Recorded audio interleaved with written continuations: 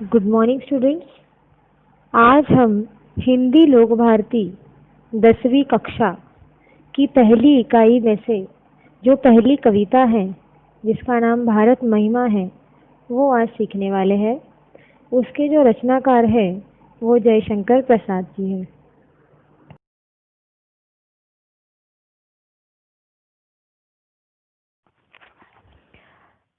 भारत महिमा के रचनाकार जयशंकर प्रसाद जी के बारे में आज हम जानेंगे। जयशंकर प्रसाद जी का जन्म 1890 वाराणसी उत्तर प्रदेश में हुआ था। उनके पिताजी का नाम देवी प्रसाद। जयशंकर प्रसाद जी विद्यालय की शिक्षा में उनका मन नहीं लग रहा था, इसीलिए उनके बड़े भाई ने इनकी शिक्षा की व्यवस्था या प्रबंध घर पर ही कर दिया था। इस तरह से उनकी शुरुआत की जो शिक्षा है या शुरुआत की जो पढ़ाई है वो घर पर ही हुई थी। घर पर ही उन्होंने हिंदी, संस्कृत, उर्दू, अंग्रेजी, फारसी भाषाओं का गहन अध्ययन किया था। गहन अध्ययन करना मतलब डीपली पढ़ाई करना। जयशंकर प्रसाद जी का स्वभाव सरल था, उदार था और वो दानशील भी थे और इसी के वजह से ये बहुत ही ऋणी हो गए थे। बचपन से ही इनकी रुचि काव्य में थी जो समय के साथ साथ आगे बढ़ती गई थी। अपने जीवन की कठिनाइयाँ और संघर्ष का सामना करते हुए वे अपने स्वास्थ्य का ध्यान नहीं रख सके, जिसके वजह से उनको क्षय रोग हुआ था। मात्र 48 वर्ष की अवस्था में 15 नवंबर 1987 को उनकी मृत्यु हो गई।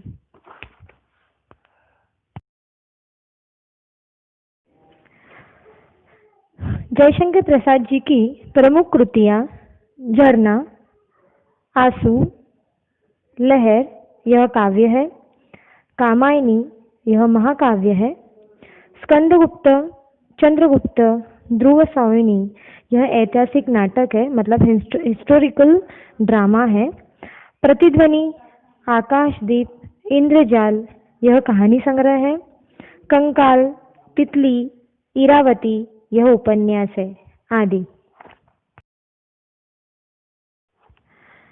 हम पंक्तियों को पढ़ते हैं। हिमालय के आंगन में उसे किरणों का दे उपहार, उषा ने हंस अभिनंदन किया और पहनाया हीरक हार।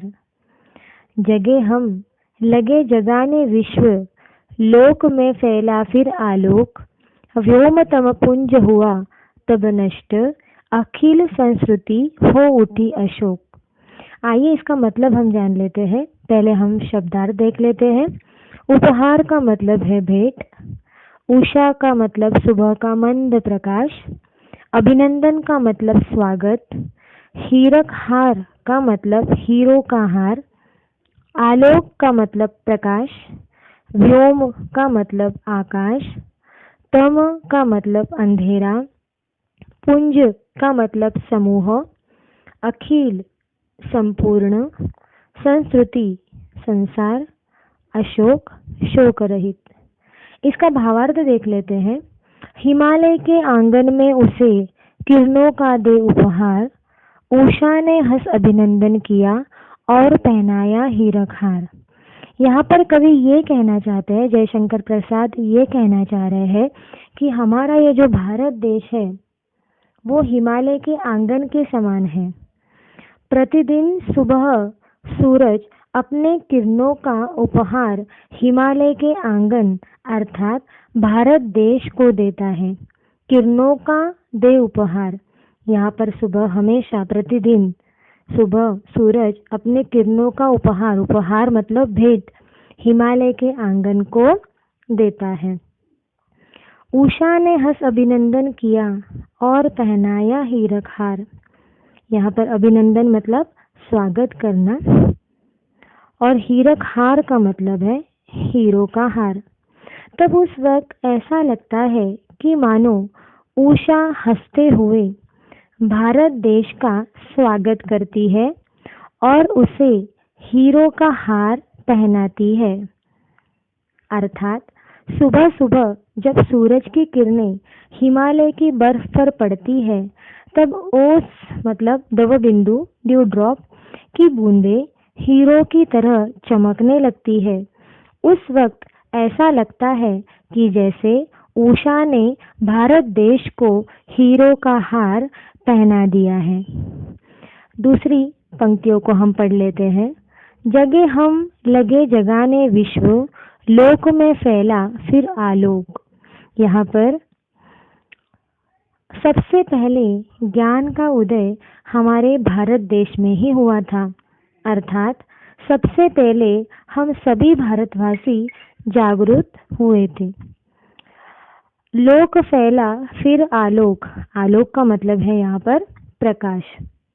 व्योम तम पुंज हुआ तब नष्ट, अखिल संस्कृति हो उठी आशोक। यहाँ पर फिर हम संपूर्ण विश्व को जगाने लगे। ठीक है, यहाँ पर क्या कहा गया है? सबसे पहले ज्ञान का उदय हमारे देश में ही हुआ था। हमारे भारतवासी, हमारे देश के भारतवासी ही जागृत हुए थे और फिर जगाने विश्व मतलब संपूर्ण विश्व को जगाने लगे। धीरे धीरे ज्ञान का प्रसार करने लगे। प्रसार करना मतलब फैलाना, ज्ञान को फैलाना। तो लोग में फैला फिर आलोक, आलोक का मतलब है यहाँ पे प्रकाश फैलाना, ज्ञान फैलाना, ज्ञान का प्रसार करना। इसी कारण संपूर्ण संसार प्रकाशित हो गया, अर्थात आकाश तक छाया हुआ अज्ञान रूपी अंधकार नष्ट हो गया। व्योम तम पुंज हुआ तब नष्ट। व्योम का मतलब है यहाँ पे आकाश, पुंज का मतलब अंधेरा, पुंज तम मतलब अंधेरा और पुंज का मतलब है समूह। तो अर्थात यहाँ पे आकाश में जो छाया हुआ जो अज्ञान है, वो अज्ञान रूपी अंधकार यहाँ पर क्या हुआ? नष्ट हो गया। और संपूर्ण संसार में ज्ञान प्राप्त करने के लिए या ज्ञान प्राप्त करने के कारण सभी दुख और जो शोक है वो क्या हो गए? दूर हो गए। अखिल संस्कृति हो उठी अशोक का मतलब है यहाँ पे अखिल मतलब संपूर्ण, संस्कृति मतलब संसार, संपूर्ण संसार, अशोक का मतलब है शोक रहित होना। सब जगह पे जब ज्ञान फैलने लगा, अंधकार जो है वो नष्ट होने लगा, जब प्रकाश फैल गया या प्रकाश का या ज्ञान का जब प्रसार हुआ, तब सभी जगह पर या सभी संसार में लोग, जो सभी लोग हैं वो दुख और शोक से दूर हो गए। अगली पंक्तियों को हम पढ़ लेते हैं। विमल वाणी ने वीणा ली, कमल कोमल कर में सप्रीत, सप्त स्वर सप्त सिंधु में उठे, छिड़ा तब मधुर साम संगीत। विजय केवल लोहे की नहीं, धर्म की रही धरा पर धूम, भिक्षु होकर रहते सम्राट, दया दिखलाते घर घर घूम। यहाँ पर शब्दार्थ हम देख लेते हैं। शब्द संसार का मतलब है शब्दार्थ। विमल का मतलब है यहाँ पे पवित्र, वाणी का मतलब है सरस्वती देवी, वीणा मतलब सितार जैसा वाद्य यंत्र, उसको हम म्यूजिकल इंस्ट्रूमेंट कह सकते हैं। कर का मतलब है यहाँ पर हाथ, सप्रीत का मतलब है प्रेम के साथ, सप्त स्वर सात स्वर, सप्त सिंधु सात नदियाँ, यहाँ पर सात नदियों के नाम भी दिए गए हैं, सिंधु, रावी, सतलज, झेलम, सरस्वती, चेनाब, व्यास, मतलब सात नदियाँ मतलब सप्त सिंधु। साम का मतलब है सामवेद, लोहे हथियार या शस्त्र, धरा धरती या पृथ्वी, धूम मतलब हलचल और भिक्षु मतलब सन्यासी। तो आइए इसका भावार्थ देख लेते हैं। पहले दो लाइनों का हम भावार्थ जान लेते हैं। पहले जयशंकर प्रसाद कहते हैं कि विद्या की देवी सरस्वती की कृपा सबसे पहले भारत देश पर हुई थी। यहाँ पर विमल का मतलब होता है पवित्र और वाणी का यहाँ पर मतलब है सरस्वती। तो विद्या मतलब ज्ञान, ज्ञान की देवी, हमारे यहाँ पे ज्ञान की देवी सरस्वती देवी को माना जाता है।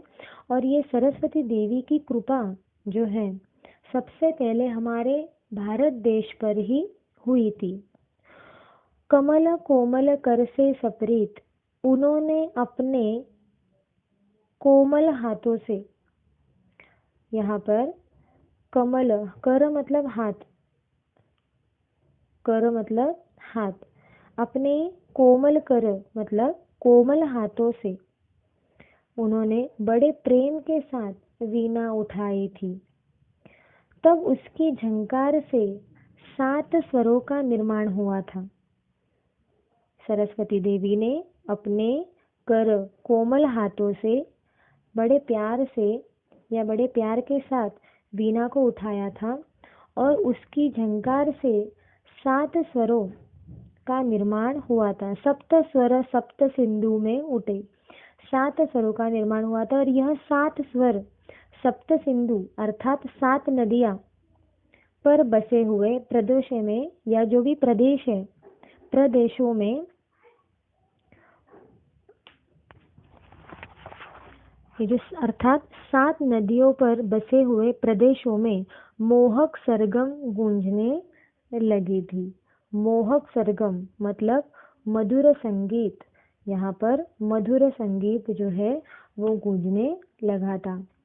तब उसी समय एक मधुर संगीत का जन्म हुआ था, मधुर साम संगीत।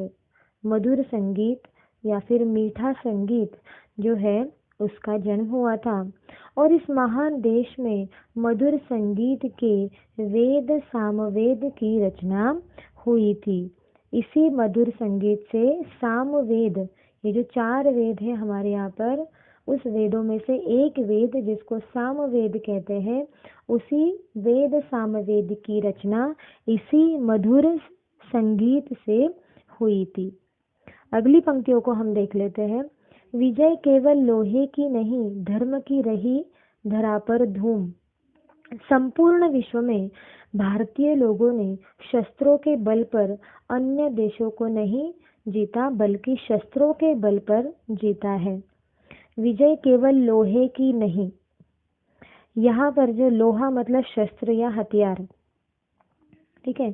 तो हमारे भारतीय लोगों ने शस्त्रों के बल पर ही हमारे देश को जीता था। प्राचीन काल से ही भारतवासियों ने सबसे पहले शांति का संदेश फैलाया था। धर्म की रही धरा पर धूम। तब से ही सभी लोगों ने मन में धर्म की प्रखर भावना रही है। धर्म की रही धरा पर धूम, यहाँ पर धरा मतलब पृथ्वी, धूम मतलब हलचल। तो तब से ही सभी लोगों ने मन में धर्म की प्रखर भावना रही है और उसके साथ साथ धर्म का प्रसार भी किया है। भिक्षु होकर रहते सम्राट, दया दिखलाते घर घर घूम। भारत देश की इस पावन धरती पर गौतम बुद्ध और वर्धमान जैसे धर्म पुरुष जन्मे हैं। हमारे भारत देश की इस धरती पर, पावन मतलब पवित्र धरती पर, गौतम बुद्ध और वर्धमान जैसे धर्म पुरुष ने जन्म लिया है। उसके बाद सम्राट अशोक ने भी बौद्ध धर्म की दीक्षा लेकर अपना विशाल साम्राज्य छोड़कर भिक्षु का रूप धारण कर लिया था। आपको ये शायद पता नहीं होगा, लेकिन गौतम बुद्ध जो है वो एक राजा थे। जब राजा अपने राज्य से जब बाहर निकला था, तब उसने देखा कि रास्तों पर या बाहर राज्य में सभी भिक्षु और बहुत सारे गरीब और दुखी लोग उन्होंने देखे थे। तो उनके मन में ये भाव आया कि मैं राज्य में बैठकर बहुत ही आराम की जिंदगी जी रहा हूँ और बाहर के ये जो लोग हैं, वो लोग, ये जो प्रजा है, ये बहुत ही ज़्यादा दुखी है, परेशान है, और इस तरह से मैं घर या राज्य में नहीं बैठ सकता, आराम नहीं कर सकता। और इसीलिए उन्होंने अपना साम्राज्य छोड़कर उन्होंने भिक्षु का रूप धारण कर लिया और घर घर घूमकर लोगों का कष्ट दुख दूर करने का प्रयास किया था। भिक्षु होकर रहते सम्राट, यहाँ पर गौतम बुद्ध जी ने जो है सम्राट थे पहले, उन्होंने अपना साम्राज्य छोड़ दिया और वो भिक्षु बन गए थे। और इस तरह से सभी को दया भाव की सीख देते हुए धर्म का प्रसार किया। दया की सीख या दया भाव की सीख, दया दिखलाते घर घर घूम, मतलब सभी को दया भाव की सीख देते हुए उन्होंने घर घर जाकर धर्म का प्रचार किया।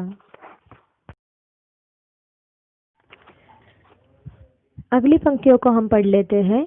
यवन को दिया दया का दान, चीन को मिली धर्म की दृष्टि, मिला था स्वर्ण भूमि को रत्न, शील की सिंहल को भी सृष्टि। किसी का हमने छीना नहीं, प्रकृति का रहा पालना यही, हमारी जन्मभूमि थी यही, कहीं से हम आए थे नहीं। शब्द संसार, शब्दार्थ हम यहाँ पर देख लेते हैं।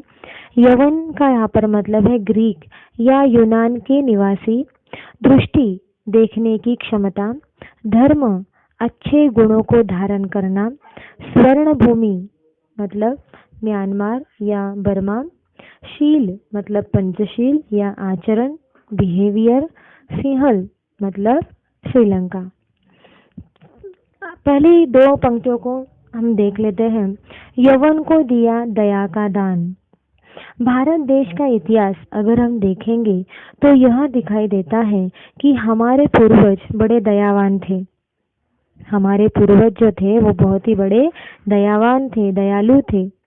भारत की एक ऐसा देश है जहाँ यूनान देश के सेनापति, यवन का मतलब है यूनान देश के जो सेनापति थे जिनका नाम सेल्यूकस निकेटर को जब युद्ध में पराजित करने के बाद भी भारत के सम्राट चंद्रगुप्त मौर्य ने उन पर दया करने जीवन दान दिया था। आपको भी ये बात पता होनी चाहिए कि हमारे भारत की संस्कृति में हमारे पूर्वज बड़े दयावान थे। तो वो दयावान किस तरह से थे ये आपको यहाँ पर पता चल जाएगा कि यूनान देश के सेनापति सेल्यूकस निकेटर जब हमारे देश में आए थे, जब उन्होंने युद्ध किया चंद्रगुप्त मौर्य से, तब वो वहाँ पे पराजित हो गए थे। उनको चंद्रगुप्त मौर्य ने हराया था और हराने के बावजूद भी उन पर उन्होंने दया की थी, उनको जीवन दान दिया था। और इस तरह से हमारे देश में दयावान लोग रहते हैं। हमारे पूर्वज बड़े दयावान थे, ये हमें पता चलता है। उसके बाद भारत देश के महान अशोक सम्राट ने बौद्ध भिक्षु को चीन भेजा दिया था। चीन को मिली धर्म की दृष्टि। अभी चीन को धर्म की दृष्टि किस तरह से मिली? दृष्टि मतलब देखने की क्षमता, और धर्म का मतलब होता है अच्छे गुणों को धारण करना। तो चीन को अच्छे गुणों को धारण करना, ये देखने की क्षमता कैसे मिली? तो उस हमारे भारत देश के जो महान अशोक सम्राट ने बौद्ध भिक्षुओं को चीन भेजा था, और चीन भेजने के बाद तब हमारे देश से ही चीन को धर्म की पहचान प्राप्त हुई थी। तो हमारे देश के बौद्ध भिक्षु जब चीन भेजे गए तब उन्हीं बौद्ध भिक्षुओं ने चीन में जाकर धर्म की पहचान उन्होंने वहाँ के लोगों को कराकर दी थी। मिला था स्वर्ण भूमि को रत्न, शील की सिंहल को भी दृष्टि। यहाँ पर स्वर्ण भूमि मतलब बर्मा या म्यांमार, और शील मतलब आचरण करना, अच्छे गुण प्राप्त करना, और सिंहल मतलब श्रीलंका। तो यहाँ पर हम देख लेते हैं कि इसका मतलब क्या है। तो तब हमारे देश के जब बौद्ध लोग या भिक्षु लोग जब चीन में गए तो चीन के लोगों में धर्म की पहचान प्राप्त हुई। बौद्ध भिक्षुओं ने धर्म का प्रसार करते करते बौद्ध धर्म के तीन रत्न कौन से हैं? तो बुद्ध, धम्म, संघ का ज्ञान कराया था वहाँ के लोगों को, चीन के लोगों को। बौद्ध भिक्षुओं ने बौद्ध धर्म के जो तीन रत्न हैं, ये तीन रत्न को ज्ञान उन्होंने वहाँ पर करवाया था। बर्मा और श्रीलंका को बौद्ध धर्म के पंचशील। अभी पंचशील का मतलब है यहाँ पे आचरण करना, अच्छे गुणों को आचरण करना, नैतिक मूल्यों को आचरण करना। तो यहाँ पे पंचशील क्या है आचरण? तो सत्य बोलना, अहिंसा, चोरी न करना, नशा न करना, ब्रह्मचर्य का पालन करना। यह जो पंचशील, ये जो आचरण है, बिहेवियर है, यह भिक्षुओं ने श्रीलंका, यहाँ पर सिंहल का मतलब है श्रीलंका, ये जो प्लेस है वहाँ बौद्ध धर्म के पंचशील या इन आचरणों का पालन या सिद्धांतों का अवगत कराया। अवगत कराना मतलब ज्ञान प्राप्त कराकर देना। अगली पंक्तियों को हम पढ़ लेते हैं। किसी का हमने छीना नहीं, प्रकृति का रहा पालना यही, हमारी जन्मभूमि थी यही, कहीं से हम आए थे नहीं। तब यहाँ पर देखेंगे कि भारतवासियों ने कभी किसी संपत्ति या किसी राज्य को छीनने का प्रयास नहीं किया है। किसी का हमने छीना नहीं है। हमारे भारतवासियों ने कभी किसी संपत्ति या किसी राज्य को कभी भी नहीं छीना था, कभी प्रयास या कोशिश भी नहीं की थी। प्रकृति का रहा पालना यही, भारत देश के लिए यह जो नेचर है, यह जो प्रकृति ने हर एक चीज उदारता पूर्वक प्रदान की है। जैसे कि प्रकृति ने हमें हिमाचल शिखर दिए, नदियां दी, झरने दिए, फल फूल दिए, तो इस तरह से जंगल भी दिए। तो इस तरह से प्रकृति ने ही हमें पाला है। प्रकृति ने उदारता पूर्वक बहुत सारी चीजें हमें दी है और इसी तरह से प्रकृति ने ही हमें पाला है। हमारी जन्मभूमि थी यही, कहीं से हम आए थे नहीं। तो इस तरह से इस प्रकृति को हमारे भारत देश पर बड़ी कृपा रही है। भारत देश हमेशा से हमारी जन्मभूमि ही रही है, क्योंकि इसी भारत देश पर हमारा जन्म हुआ है और इसीलिए ये हमारी जन्मभूमि है। हम इस देश की संतान हैं। हम बाहर के किसी स्थान से या विदेश से आकर यहाँ नहीं बसे हैं। हमारा जन्म इस भारत की जन्मभूमि पर हुआ है। हम कहीं से आए हुए नहीं हैं, हम विदेशी लोग नहीं हैं, क्योंकि हमारा इस धरती पर, इस भारत के धरती पर जन्म हुआ है और इसीलिए हम कहाँ से आए नहीं हैं, बल्कि यही धरती हमारी है। हम इस भारत देश की संतानें हैं। चरित थे पूत, भुजा में शक्ति, नम्रता रही सदा संपन्न, हृदय के गौरव में था गर्व, किसी को देख न सके विपन्न। हमारे संचय में था दान, अतिथि थे सदा हमारे देव, वचन में सत्य, हृदय में तेज, प्रतिज्ञा में रहती थी टेव। शब्द संसार।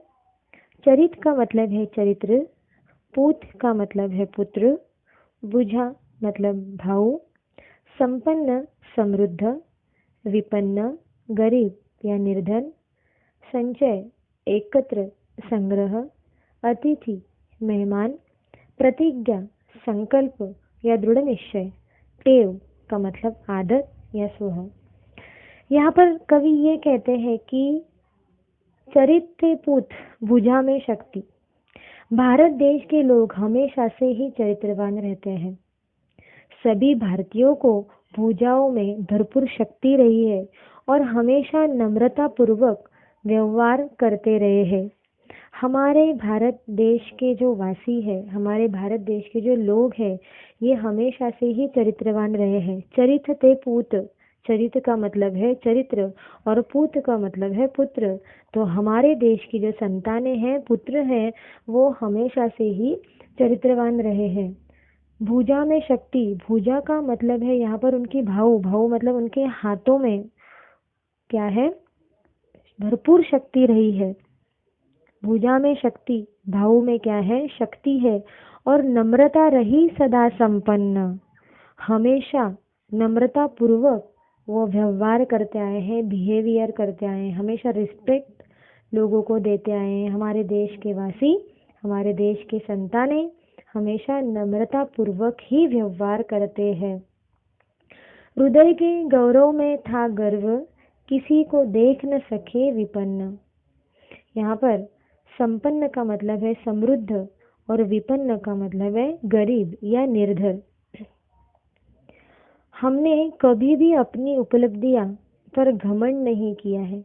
हमने हमारे पास जितनी भी चीज़ें हैं, हमारे पास जितनी भी उपलब्धियां हैं, उस पर हमने कभी घमंड नहीं किया है, गर्व नहीं किया है। हृदय के गौरव में था गर्व, मतलब कोई भी घमंड हमने कभी किया नहीं है। हमेशा हमारे हृदय में अपने देश की सभ्यता और संस्कृति पर गर्व रहा है। हमारे देश की संस्कृति, हमारे देश का कल्चर, सभ्यता, हमेशा हमारे हृदय में उसका गर्व रहा है और हमारे देश के गौरव के लिए अपार श्रद्धा व देश प्रेम की भावना रही है। हमारी संस्कृति पर हमें गर्व है, हमारी सभ्यता पर हमें गर्व है और देश प्रेम की जो भावना हमेशा हमारे हृदय में रही है। किसी को देख न सके विपन्न, विपन्न का मतलब है यहाँ पर गरीब, और हमारी इन गुणों के कारण ही हम किसी को भी दुखी या गरीब नहीं देख सकते हैं, क्योंकि हमारे यहाँ के जो भारतवासी जो संतान हैं, उनके हृदय में देश प्रेम की भावना है और इसलिए हमारे अंदर ये सारे गुण होने के कारण हम किसी को भी दुखी या गरीब नहीं देख सकते हैं। दीन दुखियों की सेवा करने के लिए हम भारतवासी या हम भारतीय हमेशा तत्पर रहते हैं, हमेशा तैयार रहते हैं। किसी को देख न सके विपन्न, हम किसी को भी गरीब या निर्धन नहीं देख सकते, दुखी नहीं देख सकते। अगली पंक्तियों को हम पढ़ेंगे। हमारे संचय में था दान, अतिथि थे सदा हमारे देव, वचन में सत्य, हृदय में तेज, प्रतिज्ञा में रहती थी टेव। हमारे पास धन धान्य की कोई कमी नहीं थी। हमारे संचय में था दान, संचय का मतलब है एकत्र, समूह या संग्रह। हमारे पास दान का मतलब कभी भी धन धान्य की कमी नहीं थी, संचय था, संग्रह था, धन धान्य का कभी भी कोई कमी नहीं थी। हम भारतीय लोग यदि धन और संपत्ति का संग्रह करते भी थे तो दान देने के लिए करते थे। हमारे भारतवासी हमेशा जो संपत्ति का संग्रह करते हैं, संपत्ति को एकत्रित करते हैं, या जो भी धन धान्य संपत्ति या पैसा जो भी हमारे पास संग्रह किया हुआ है, एकत्रित किया हुआ है, तो उसको हम दान देने के लिए हमेशा उसका उपयोग करते हैं। हमारे संचय में था दान, हम हमारी संपत्ति को एकत्रित करके हमेशा लोगों की मदद करते थे, लोगों को दान देने के लिए देते थे। अतिथि थे सदा हमारे देव, और इस वजह से हम भारतीय दान देने के से पीछे नहीं हटते थे। हमेशा हम भारतीय लोग दान देते थे। दानवीरता भारतीयों का गुण रहा है और इसलिए हमारे भारतवासी हमेशा दानवीरता रहे हैं। अतिथियों से था सदा हमारे देव, भारत देश में अतिथियों को सदा देवता के समान माना जाता है, इसलिए तो कहा जाता है अतिथि देवो भव। हमारे यहाँ भारत देश में अतिथियों को सदा देवता समान या भगवान के समान माना जाता है और आज भी मानते हैं। वचन में सत्य, हृदय में तेज, यहाँ पर सत्य बोलना अपना धर्म मानते हैं। हमारे भारत देश में हमारी भारत की महिमा के बारे में कहा गया है। जयशंकर प्रसाद जी हमारे भारत की महिमा, हमारे भारत का महत्व हमें समझाते हुए ये कह रहे हैं कि यहाँ पर सत्य बोलना अपना धर्म मानते हैं। हमारे देश में हमेशा सत्य बोला जाता है। वचनों में सत्यता थी, वचन में क्या थी? सत्यता थी। हृदय में तेज था और हम सदा अपनी प्रतिज्ञा पर दृढ़ निश्चयी रहते थे। प्रतिज्ञा में रहती थी टेव, टेव का मतलब है आदत या हमारा स्वभाव। प्राण जाए पर वचन न जाए, यह हमारे सभी भारतीयों का जीवन मूल्य रहा है। अगर कोई व्यक्ति किसी को वचन देता था तो उस वचन का पूरी तरह से जो है पालन करते थे। अगर उसके लिए जान भी जाए, प्राण भी जाए, तो भी वो तैयार रहते थे, लेकिन वचन को जरूर पूरा करते थे। और इसलिए प्राण जाए पर वचन न जाए, यह हमारी भारतीयों का जीवन मूल्य रहा है। अंतिम पंक्तियों को हम पढ़ लेते हैं। वही है रक्त, वही है देश, वही साहस है वैसा ज्ञान, वही है शांति, वही है शक्ति, वही हम दिव्य आर्य संतान। जिए तो सदा इसी के लिए, यही अभिमान रहे यह हर्ष, निछावर कर दे हम सर्वस्व, हमारा प्यारा भारतवर्ष। यहाँ पर शब्दार्थ देख लेते हैं। हर्ष का मतलब है खुशी, सर्वस्व का मतलब है सब कुछ, और यहाँ पर एक मुहावरा आया है, निछावर करना मतलब अर्पण करना या फिर समर्पित करना। तो पहली पंक्तियों को हम यहाँ पर देख लेते हैं। वही है रक्त, वही है देश, वही साहस है वैसा ज्ञान। कवि भारतवर्ष की गौरव गरिमा को देखकर कहते हैं कि आज समय में भी मतलब आज के समय में भी वही गौरव की बातें विद्यमान है। मतलब भारतवर्ष की जो महिमा है या भारतवर्ष का जो महत्व है, वो महत्व आज भी मौजूद है, विद्यमान है। आज भी यह वीरता है, आज भी यह साहस है, शक्ति है, ज्ञान भी है तथा शांति और शक्ति का देश भी है, जो देश का गौरव बढ़ाती है, देश की महत्व को बढ़ाती है। आज इन्हीं पूर्वजों की गौरव गरिमा या उस महिमा को, पूर्वजों की महिमा को, महत्व को कायम रखने वाली या कायम करने वाली उन्हीं की हम संतानें हैं, वही हम दिव्य आर्य संतान। तो हमारे पूर्वजों के जो महत्व है या गौरव गरिमा है या महत्व है, उस महत्व को कायम करने वाली उन्हीं की हम कौन है? संतान है, जो देश को या देश का गौरव बढ़ाती है या देश का गौरव और बढ़ाती है। अगली पंक्ति या अंतिम पंक्ति को हम देख लेते हैं। जिए तो सदा इसी के लिए, वही अभिमान रहे यह वह हर्ष। हर्ष का मतलब है यहाँ पे खुशी।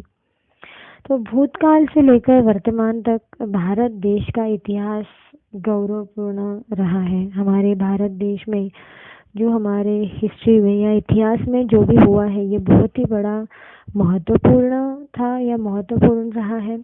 और यह इतिहास या ये जो हिस्ट्री है, उसकी जो महिमा है, ये दुनिया के लिए हमेशा एक मिसाल बनी रही है, एक आदर्श है। सभी भारतवासियों को इस बात का अभिमान भी है, यही अभिमान रहे हर्ष, और इसकी खुशी भी है कि हमें इन पर अभिमान है, गर्व है, और इसके लिए हम बहुत ही ज़्यादा खुश हैं, हर्ष है, क्योंकि हम भारतवासी भूमि की ही संतान है। क्योंकि हमारा जन्म इस भारत में हुआ है, इस भारत की जन्मभूमि पर हुआ है, और इसलिए हमें उन पर नाज है, हमें उन पर अभिमान है और प्रेम है, आदर है, और इसलिए हम जिए तो इसी के लिए। ऐसा ही देश अभिमान सभी भारतवासियों के दिल में होना चाहिए। निछावर कर दे हम सर्वस्व। सर्वस्व का मतलब यहाँ पे सब कुछ हम निछावर कर देते हैं हमारे देश के लिए, और समय आने पर हमने देश के लिए जान भी हम दे सकते हैं, निछावर कर सकते हैं अपनी जान को। हमारा या प्यारा देश या प्यारे देश के गौरव गरिमा, हमारा प्यारा भारतवर्ष, हमारा प्यारा भारत देश। और इस तरह से यह कविता यहाँ पर समाप्त होती है। Thank you.